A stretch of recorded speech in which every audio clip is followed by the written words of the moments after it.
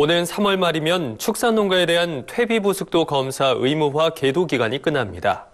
농가들이 퇴비부숙 역량을 갖출 수 있도록 정부가 부여한 1년의 계도 기간이 끝나는 건데요.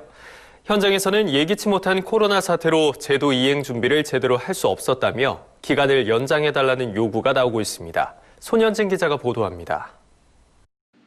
퇴비부숙도 검사 의무화 계도 기간의 종료 시점이 다가오면서 축산농가의 기간 연장 요구가 높아지고 있습니다. 지난해 3월 25일 시행된 퇴비부숙도 검사 의무화 제도는 축산농가에서 퇴비를 자가 처리할 때 축사 면적에 따라 부숙 후기 또는 부숙 완료, 부숙 중기 기준 등을 충족해야 한다는 내용입니다.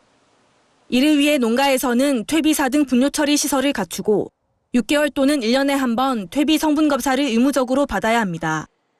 문제는 제도 이행을 위한 영농 현장의 준비가 부족했다는 겁니다.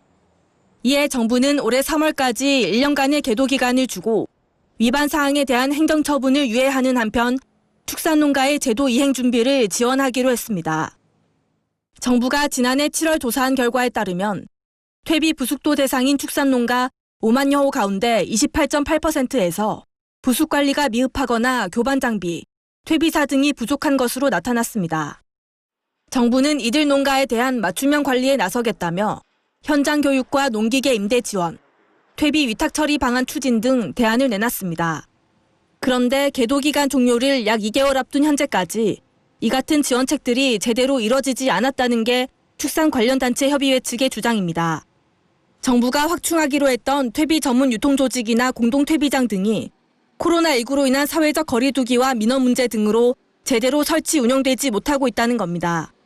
코로나 때문에 마을 단위의 퇴비 부숙 시설이라든지 정부에서 지금 했던 사항이 진행이 안 됐고 퇴비화 시설이 부숙도를 따라갈 만큼 시설이 겸비되지 않았고 여건도 되지 않았고 축단협은 퇴비 부숙도 검사 의무화 계도 기간을 1년 더 연장하고 제도 이행 준비 실정을 더 보완해야 한다고 보고 있습니다.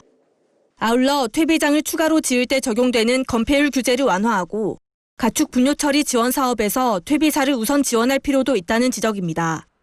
하지만 정부는 제도 이행 준비에 큰 문제가 없다며 당초 계획대로 계도 기간을 끝내겠다는 방침입니다.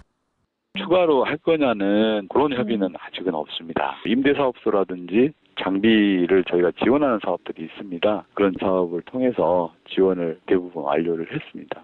퇴비사도 마찬가지고요. 축산 악취를 개선하고 품질 좋은 퇴비를 생산하기 위해 마련된 퇴비 부숙도 검사 의무화 제도. 이행 준비 여부에 대한 정부와 축산단체의 시각이 엇갈리고 있어 보다 심도 있는 논의가 필요하다는 지적이 나오고 있습니다. MBS 뉴스 손현진입니다.